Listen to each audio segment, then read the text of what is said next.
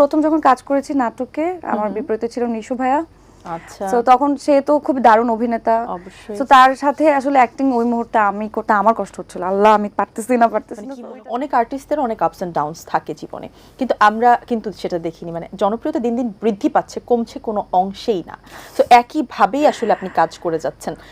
কখন গিয়ে কাজ শুরু করার পর কি কখন মনে হলো যে না এই জায়গাটা আসলে আমি আমার নিজেকে প্রমাণ করতে পারছি? আমি যখন কাজ শুরু করেছি তখন আমার মনে হয়েছে যে আমি অল্প কয়েকটা কাজ করে ফ্রেন্ডদের কাছে একটু ভাবসাব মারবো যে মিডিয়াতে কাজ করেছি, এই দেখ এটা সেটা, একটা সুন্দর ছবি দেখছিস কিংবা একটা নাটক করেছি এই হিরোর সাথে দেখছিস, এরকম একটা ফিলিংস তখন কাজ করতো। বাট যখন কাজ করতে শুরু করেছি তখন যারা আমার সাথে কাজ করেছে যে টিম, তারাও আমাকে সেকেন্ড কাজের জন্য অফার করেছে এবং একটা দুইটা কাজের পরে রেসপন্স পাওয়া শুরু করেছি অডিয়েন্সের কাছ থেকে।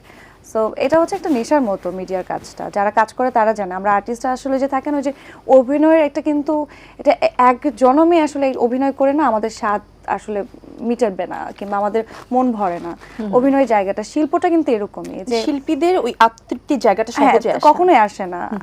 তো আমারও তাই হয়েছে এবং আমার মধ্যেও যে এক ধরনের থাকে না ওই অভিনয় করার যে ইচ্ছাটা আগ্রহটা ছিল, সেটা আমার মনে হয়েছে এটা একটা ভালো প্ল্যাটফর্ম, আমি কাজ করতে পারি।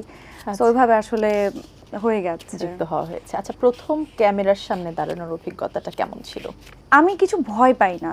আমার কাছে ক্যামেরা মনে হয় যে একটা জিনিস আছে সামনে রেকর্ড করছে, কিন্তু আমার কাছে খুব নর্মাল লাগে এটা। আমি কখনো এটাতে মানে কোনোদিনও আমি নার্ভাস হই না এবং আশ্চর্যজনক আসলেই তাই। মানে প্রথম শুধু একটা জিনিসের ঝামেলা হয়েছে যে প্রথম যখন কাজ করেছি নাটকে আমার বিপরীতে ছিল নিশু ভাইয়া। আচ্ছা, তো তখন সে তো খুব দারুণ অভিনেতা, অবশ্যই। তো তার সাথে আসলে অ্যাক্টিং ওই মুহূর্তে আমি করতে আমার কষ্ট হচ্ছিল, আল্লাহ আমি পারতেছি না। কি মনে ওইটা করছে ঝামেলা অথবা ছিল। ভয়? পায়েল, আপনি তো 400-রও বেশি নাটকে অভিনয় করেছেন এবং প্রত্যেকটা ক্যারেক্টারই কিন্তু ডিফারেন্ট ছিল। মানে আমরা চেষ্টা একদম করেছি। আলাদা সব ক্যারেক্টারের চরিত্রে আপনাকে পেয়েছি। ব্যক্তিকে পায়েলকে যদি কেউ চিনতে চায় তাহলে আসলে ব্যক্তিকে পায়েল কেমন? চুপচাপ, শান্ত, একটু দুষ্টু, নাকি মিক্সচার অফ এগেন এভরিথিং?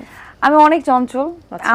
আমার ইন্টারভিউ দিতে খুব কষ্ট হয়। আমি খুব থাকে না ওই যে একদম গুছে টুছে বসে থাকতে আমার অনেক কষ্ট হয়ে যায় একসাথে অনেক সময়।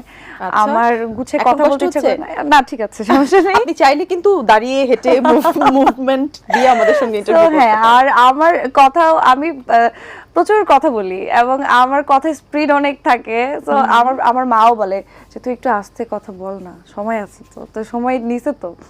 আমি প্রচুর পরিমাণে চঞ্চল এবং আমার হয় কি আমি যখন আমার সাথে কেউ থাকে আমি খুব খোঁচাই এবং আমি বলি এটা বলেন তো, এটা বলেন তো, এটা বলেন। আমার সামনে কেউ থাকলে আমি তাকে চুপ থাকতে দেই না, বারবার তাকাই, কথা বলেন তো, এরকম আর কি হয়।